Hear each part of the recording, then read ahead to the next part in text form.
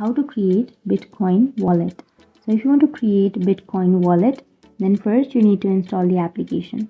And once you've installed the application from your Play Store or your App Store, now you can simply open up your Bitcoin application. And once you've installed and once you've opened, now you can simply sign in with your Google account, or you can also enter your email address. And once you've entered your email address, if you have already created your account with this email address, then it will take you to the sign in page. But if you don't have an account, then it will take you to the create page. So simply enter your email address and then tap on the arrow which is on the right side. And now you can open and check your email. So open up your mail, and here you will have your account creation request. So you can simply tap on continue and then open up with your browser.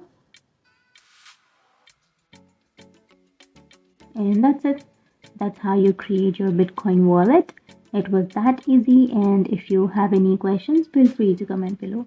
Thanks for watching.